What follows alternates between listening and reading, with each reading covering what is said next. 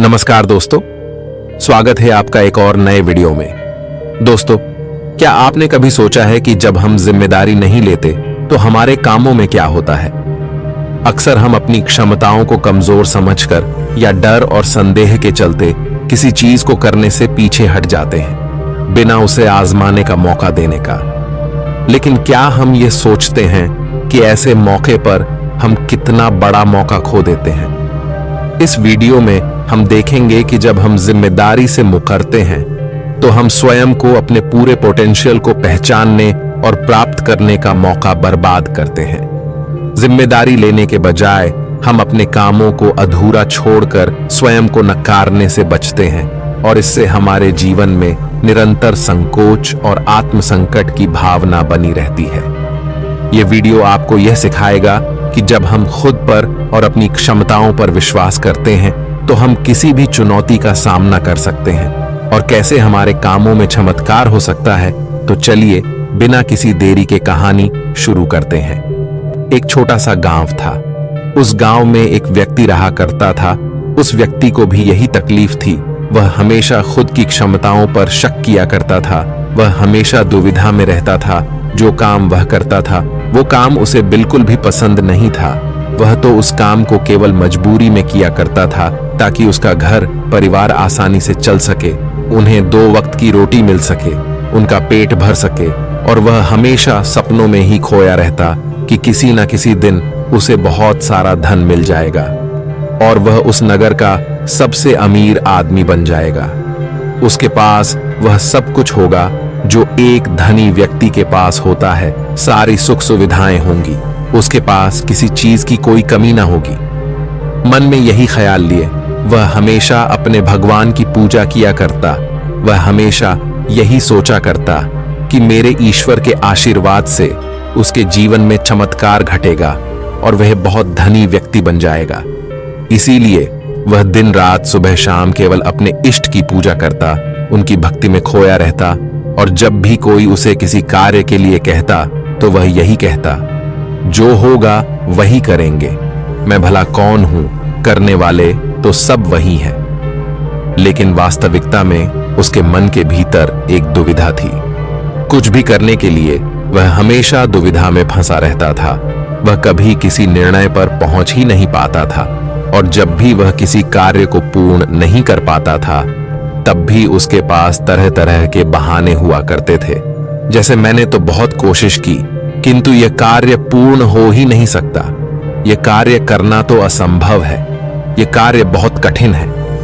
इस तरह की उसके पास कई तरह के बहाने थे जिससे वह खुद को समझा दिया करता। उसकी पत्नी और उसके घर वाले उसे ताना मारा करते, उसे तरह तरह की बातें सुनाया करते, लेकिन वह व्यक्ति कुछ करने का नाम ही नहीं लेता था। एक दिन उसकी पत्नी उस व्यक्ति से कहती है, अरे तुम कुछ करते क्यों नहीं? आखिर हमारा परिवार ऐसे कब तक चलेगा? तुम जो मजदूरी करके पैसे लाते हो उसमें घर का खर्च नहीं चल पाता। आखिर तुम कुछ और काम क्यों नहीं करते? इस पर वह व्यक्ति कहता है, जैसे मालिक की इच्छा वह जैसा रखना चाहेंगे, हमें वैसे ही रहना होगा। मैं चाहे कितना भी प्रयास क्यों ना कर लूं, लेकिन मैं उससे अधिक धन नहीं कमा सकता जब तक कि मेरे मालिक ना चाहे। एक दिन उसका बच्चा बहुत बीमार पड़ गया और उसे अच्छे इलाज की आवश्यकता थी, लेकिन उस व्यक्ति के पास धन नहीं था। तभी उसकी पत्नी रोते हुए उस व्यक्ति के पास आई और कहने लगी, अरे जाइए ना, कुछ पैसों का बंदोबस्त कीजिए ना, हमारा बच्चा यूं ही मर जाएगा। इस पर व्यक्ति कहता है, अरे पगली, तू चिंता क्यों करती है? इससे कुछ नहीं होगा। मेरे ईश्वर मेरे साथ है और वह इसे बचा ही लेंगे। वह ऐसा कुछ नहीं होने देंगे। आखिर मैं उनकी इतनी पूजा करता हूं, दिन रात उनकी आराधना करता हूं, उनकी भक्ति करता हूं, इसलिए हमारे बच्चे को कुछ नहीं होगा। तू चिंता मत कर। अपने पति की यह बात सुनकर उस व्यक्ति की पत्नी घर से बाहर निकली और उसने हर जगह हाथ पैर मारे, हर जगह लोगों से बात की, लोगों से धन मांगा, लोगों से मदद मांगी, लेकिन किसी ने उसकी मदद नहीं की। उसे कहीं से भी धन नहीं मिला और थक हार कर वह घर वापस आ गई। इधर वह व्यक्ति अपने ईश्वर के भजन गा रहा था, उनसे प्रार्थना कर रहा था कि वह उसके बच्चे को स्वस्थ कर दें। बच्चा पीड़ा के कारण लगातार रोए जा रहा था। उसकी पीड़ा असहनीय होती जा रही थी, जिस कारण उसका चीखना चिल्लाना और भी बढ़ता जा रहा था। काफी समय तक वह बच्चा चीखता चिल्लाता रहा, लेकिन उस व्यक्ति को तनिक भी फर्क नहीं पड़ा और अचानक उस बच्चे का चीखना चिल्लाना बिल्कुल शांत हो गया। जैसे ही उस बच्चे की आवाज बंद हुई, ये देखकर वह व्यक्ति सोचने लगा कि लगता है मेरे प्रभु ने मेरे बच्चे को ठीक कर दिया। उसने प्रभु का धन्यवाद किया और कहा, मैं जानता था आप मेरे बच्चे को जरूर स्वस्थ कर देंगे। आखिर मैं आपकी इतनी पूजा करता हूं, आपकी इतनी आराधना करता। मैं जानता था आप मेरा साथ कभी नहीं छोड़ेंगे। अपने बच्चे की आवाज ना आती हुई देख उसकी पत्नी उस बच्चे के पास पहुंची और जोर से चिल्लाकर उस बच्चे को उसने अपने गले से लगा लिया और जोर जोर से रोने लगी। तब जब उसने यह सब देखा तो उस व्यक्ति को यह एहसास हो चुका था कि उसके भगवान ने उस बच्चे को नहीं बचाया था, बल्कि अब उसका बच्चा इस दुनिया में नहीं रहा। और जब उसे एहसास हुआ तब उसे बहुत गहरा धक्का लगा। उसे यह समझ नहीं आ रहा था कि आखिर यह कैसे हो सकता है। वह तो अपने प्रभु की इतनी भक्ति करता है, इतनी आराधना करता है, फिर आखिर यह सब कैसे हो गया। उसके मन में ऐसे कई प्रकार के प्रश्न उत्पन्न हो रहे थे और उन प्रश्नों को लेकर वह यहां वहां भटकता रहा। और ऐसे ही कई दिन बीत गए। दिन के बाद हफ्ते और हफ्तों के बाद महीने बीत गए, लेकिन अब तक उसे उसके प्रश्नों का कोई उत्तर नहीं मिला था। जब भी किसी से इसके बारे में बात करता तो हर कोई उसे केवल एक ही जवाब देता कि लगता है तुम्हारी भक्ति में कोई कमी रह गई थी, शायद इसी कारण ईश्वर ने तुम्हारी नहीं सुनी। लेकिन उसे किसी की बात पर कोई यकीन नहीं था। उसे उस जवाब से कोई संतुष्टि नहीं मिल रही थी। वह अपने बच्चे को खोने के कारण बहुत तकलीफ में था। मन ही मन वह पूरी तरह से टूट चुका था। एक दिन वह किसी मार्ग से होता हुआ कहीं जा रहा था, लेकिन तेज धूप के कारण वह एक पेड़ की छांव में बैठ गया और वहां पर बैठकर अपने बच्चे को याद करके जोर जोर से रोने लगा। उसी मार्ग से एक साधु होकर गुजर रहे थे। उन्होंने जब उस व्यक्ति के रोने की आवाज सुनी तो वह उसके पास पहुंचे और उस व्यक्ति से कहते हैं, क्या बात हो गई? आखिर तुम इतने जोर जोर से इस तरह रो रहे हो क्या? कोई संकट आ पड़ा है? आखिर क्या बात है, मुझे बताओ। इस पर उस व्यक्ति ने अपनी सारी बातें उन साधु को बता दी और साधु से कहता है, हे गुरुवर, आखिर इसने मेरी क्या गलती है? आखिर मैंने क्या किया? मेरी पत्नी मुझे मेरे बच्चे की मौत का जिम्मेदार ठहराती है। आप ही बताइए, भला मैं अपने बच्चे को क्यों मारना चाहूंगा? मैं तो बस ईश्वर से उसकी सलामती के लिए दुआ मांग रहा था। तो क्या मैंने गलत किया है? तभी उन गुरुवर ने उस व्यक्ति से कहा, यदि तुम्हारे बच्चे को इलाज मिल जाता तो क्या वह ठीक हो जाता? इस पर वह व्यक्ति कहता है, हां, अवश्य ठीक हो जाता। तभी वह साधु उस व्यक्ति से कहते हैं, तो आखिर तुमने इलाज क्यों नहीं करवाया? इस पर व्यक्ति कहता है, गुरुवर, मेरे पास इतना धन नहीं था कि मैं उसका इलाज करवा सकूं। तभी गुरुवार उस व्यक्ति से कहते हैं, तुम्हारे पास धन क्यों नहीं था? तभी वह व्यक्ति इसका जवाब देते हुए कहता है, गुरुवर, जहां मैं काम करता हूं वहां पर मुझे बहुत ही कम तनख्वाह मिलती है और इससे मेरा घर बड़ी मुश्किल से चल पाता है। ऐसे में मैं भला अधिक धन कहां से जोड़ सकता हूं? तभी वह व्यक्ति से कहते हैं, यदि तुम्हारी बच्चे की मृत्यु धन ना होने के कारण हुई है तो तुम ईश्वर को क्यों दोष दे रहे हो? उसने तो नहीं कहा था कि तुम अधिक धन मत कमाओ। उसने तो तुमसे नहीं कहा था कि तुम वहीं पर काम करते रहो जहां पर तुम्हें कम तनख्वाह मिलती है। ईश्वर ने तो तुमसे नहीं कहा था कि तुम मेरे भरोसे बैठो। यह सुन वह व्यक्ति थोड़ा सा अचरज में पाडीडीएच गया। उसने उन साधु से कहा, गुरुवर, तो क्या हमें ईश्वर की मदद नहीं मांगनी चाहिए? क्या हमें उनकी पूजा आराधना नहीं करनी चाहिए? तभी वह व्यक्ति से कहते हैं, तुम्हारा ईश्वर कोई और नहीं बल्कि तुम्हारे भीतर है। वो तुम्हारी आंखों से देखते हैं, तुम्हारे ही हाथों से कार्य करते हैं, तुम्हारे ही पैरों से चलते हैं, और जब तुम्हें कुछ करने के लिए तैयार ना हो तो वह तुम्हारी मदद कैसे कर सकते हैं? तुमने ही अपने ईश्वर को हाथ पर हाथ धरे रखने के लिए मजबूर कर दिया है। तभी वह व्यक्ति उनसे कहता है, ठीक है, आपकी बातें बड़ी कड़वी लग रही हैं, लेकिन जो कुछ भी आप कह रहे हैं वह सब सत्य है। कहीं ना कहीं मैं अंदर से जानता था कि मैं ही अपने बच्चे की मौत का जिम्मेदार हूं। यदि मैंने थोड़ा और धन जुटा लिया होता, यदि मैंने थोड़ी सी मेहनत की होती, लोगों से मदद मांगी होती, तो अवश्य ही आज मेरा बच्चा जिंदा होता, मेरे साथ होता। इतना कहकर व्यक्ति जोर जोर से रोने लगा। कुछ देर रोने के बाद फिर से शांत होकर गुरु से कहता है गुरुवर, जब भी मैं कोई कार्य करने जाता हूं तो मेरे पास इतने साधन नहीं होते थे, ना ही धन होता था, ना ही किसी का सहयोग मिलता था। और जब भी मैं कोई कार्य करने जाता तो मेरे मन में एक शंका होती, एक संकोच होता कि क्या मैं इस कार्य को कर सकूंगा या नहीं। तभी वह साधु उस व्यक्ति को एक पेड़ की तरफ इशारा करके कहते हैं, क्या तुम पेड़ पर चढ़ना जानते हो? व्यक्ति कहता है, नहीं गुरुवर, मैं आज तक कभी भी पेड़ पर नहीं चढ़ा और ना ही मैं पेड़ पर चढ़ना जानता हूं, किंतु आप मुझसे यह क्यों पूछ रहे हैं? इस पर वह साधु कहते हैं, अब भी बताता हूं। उन्होंने पास में बैठे हुए एक कुत्ते को एक पत्थर मारकर क्रोध दिलाया और वह तुरंत ही पास वाले पेड़ पर चढ़कर बैठ गए। और अब उस कुत्ते के सामने वह व्यक्ति था। उस कुत्ते ने क्रोधित होकर उस व्यक्ति को दौड़ाया। उस व्यक्ति को कुछ समझ नहीं आ रहा था, वह बस तेजी से भागता जा रहा था। तभी उसे अचानक एक पेड़ नजर आया। वह व्यक्ति उस पर जाकर तुरंत चढ़ बैठा। कुछ देर बाद जब कुत्ता वहां से शांत होकर चला गया, तब साधु उस व्यक्ति के पास आए और उस व्यक्ति से कहते हैं, क्या हुआ?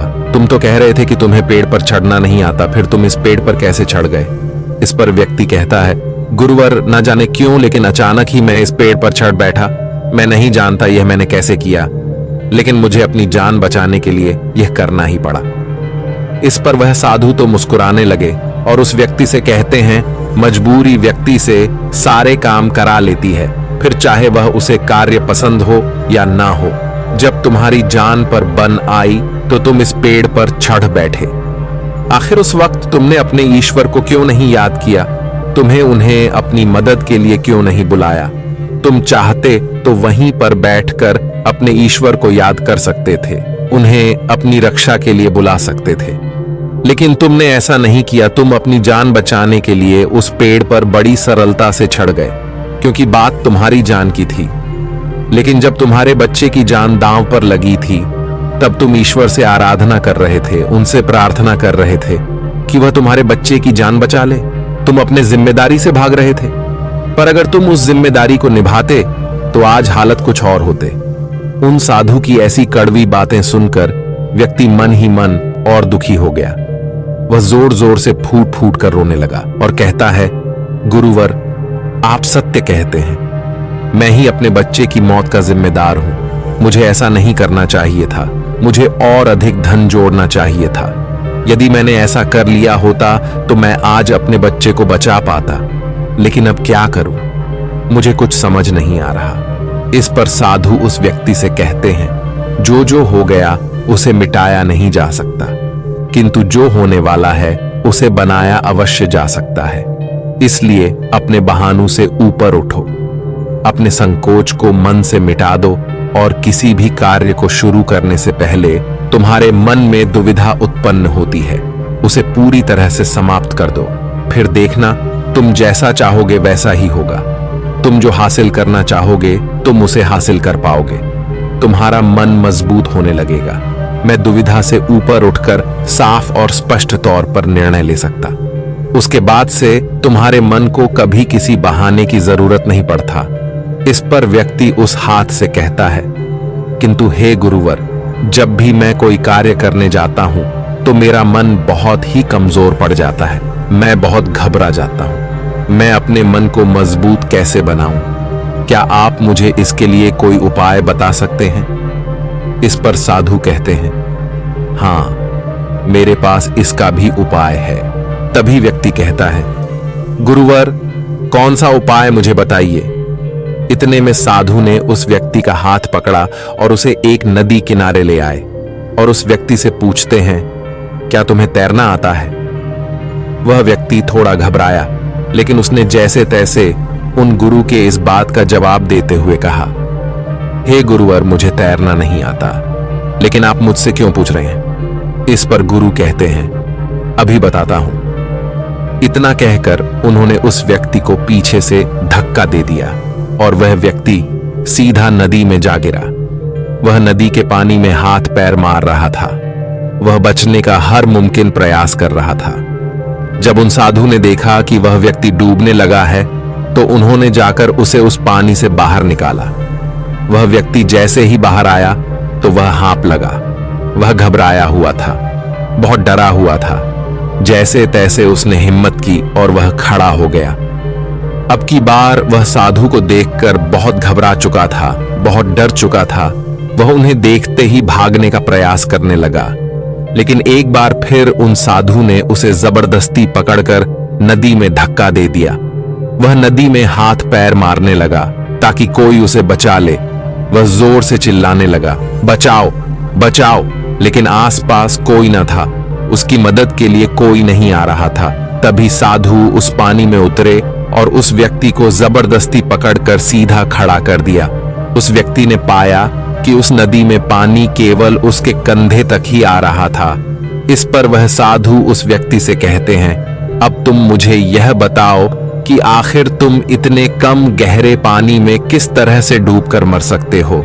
यदि तुम चाहते तो सीधे खड़े होकर इस परिस्थिति का सामना कर सकते थे और तुम्हें यह भी एहसास हो जाता कि इस नदी में पानी केवल तुम्हारे कंधे तक ही है और तुम्हें इस तरह से इतनी मेहनत करने की कोई आवश्यकता ना पड़ती। ना तुम घबराते और ना ही इस परिस्थिति से भागने का प्रयास करते, किंतु तुम्हें हमेशा से केवल एक डर का सामना किया है, और वह यह है कि यदि तुम नदी में गिरे और तुम्हें तैरना नहीं आता तो तुम्हारी मृत्यु निश्चित है। और यही कारण है कि तुम सही स्थिति का पता नहीं लगा पा रहे थे। तुम ये तक पता नहीं लगा पाए कि आखिर इस नदी में पानी कितना गहरा है। एक बार फिर साधु उस व्यक्ति को नदी से बाहर लाए और थोड़ी देर इंतजार करने के बाद उन्होंने एक बार फिर उस व्यक्ति को उस नदी में धक्का दे दिया। अब की बार उस व्यक्ति को उस स्थिति का पता चल चुका था। वह यह जानता था कि अब जैसे ही वह अपने आप को स्थिर कर लेगा, जैसे ही अपने आप को अपने पैरों पर खड़ा कर लेगा, यह पानी केवल उसके कंधों तक ही आएगा। और उसने बिल्कुल ऐसा ही किया। वह सीधा खड़ा हो गया। तभी साधु उस व्यक्ति से कहते हैं, क्या तुम्हें अब अपने मन को मजबूत करने का मंत्र मिल चुका है या नहीं? इस पर वह व्यक्ति कहता है, हाँ, मैं समझ चुका हूं कि अपने मन को मजबूत किस तरह से किया जाए। आगे गुरुदेव उस व्यक्ति से कहते हैं, अब तुम समझे, इस दुनिया में कुछ भी करना इतनी बड़ी समस्या नहीं है। समस्या तो यह है कि हम कुछ करना ही नहीं चाहते। जब भी हमें डर लगे या कोई समस्या खड़ी हो तो हमें उसमें उतर कर देखना चाहिए, उसका आकलन करना चाहिए, उसे समझना चाहिए, जब तक कि वह समस्या संभावना ना बन जाए और तुम्हारे भीतर से उस परिस्थिति का सामना करने का डर निकल ना जाए। ऐसे ही हमारा मन मजबूत होता है। आज तुम्हारे पानी का डर समाप्त हुआ है, लेकिन वास्तविकता तो यह है कि तुम अब भी तैरना नहीं जानते, और जब तक तुम तैरना नहीं जान सकोगे तुम गहरे पानी में उतर नहीं सकोगे। इसलिए मेरी एक बात हमेशा याद रखना, इस संसार में ऐसा कुछ नहीं है जो तुम नहीं कर सकते। बस तुम्हें तुम्हारे साथ खड़े होना आवश्यक है, तुम्हें अपना साथ देना आवश्यक है। इसलिए अपने आप को धोखा देना बंद करो, अपने आप को दुविधा से बाहर निकालो, अपने आप पर संकोच करना बंद करो, अपनी शक्ति को पहचानो। तुम हर कार्य कर सकते हो जो तुम करना चाहते हो। यह सुन उस व्यक्ति को अपनी गलती का एहसास हो गया और उसने गुरु को प्रणाम किया और वापस अपने घर की ओर लौट गया। अब से वह हर रोज अपनी गलतियों को सुधारने में लग चुका था, अपने मन को मजबूत करने में लग चुका था। जब भी उसके सामने कोई परिस्थितियां थीं, इसका सामना करने में उसका मन घबराता, उसका मन डरता, तो वह उस परिस्थिति के सामने खड़ा हो जाता और उनका डट के सामने करता, अपनी जिम्मेदारियां निभाता, क्योंकि यही करते हैं जिम्मेदार लोग, डट के खड़े होते हैं। उसने अपने मन के संकोच को, अपनी दुविधाओं का त्याग कर दिया था और उसने अपना हाथ थाम लिया था। जिस भी कार्य में उसे डर लगता वह उस कार्य को जरूर करता है, जिससे उसका मन और भी अधिक मजबूत हो जाता। अब ना ही उसके मन में कोई संकोच होता था, ना ही वह किसी से किसी प्रकार के डर की बातें करता। हर परिस्थिति का सामना करने के लिए पूरी तरह से तैयार रहता और इसी प्रकार उसके मन का सारा डर खत्म हो चुका था और वह अपने जीवन में आगे बढ़ने के लिए पूरी तरह से तैयार था। अब वह जो कुछ भी चाहता था वह उसे हासिल करने में पूरी तरह से सक्षम था। दोस्तों, उम्मीद है कि आपने आज के इस वीडियो से जरूर कुछ ना कुछ सीखा होगा, तो इस वीडियो को अपने दोस्तों के साथ शेयर करना ना भूलें। चैनल को सब्सक्राइब जरूर करिए। तो चलिए मिलते ऐसे ही एक और नई वीडियो में, तब तक के लिए अपना ख्याल रखें। धन्यवाद।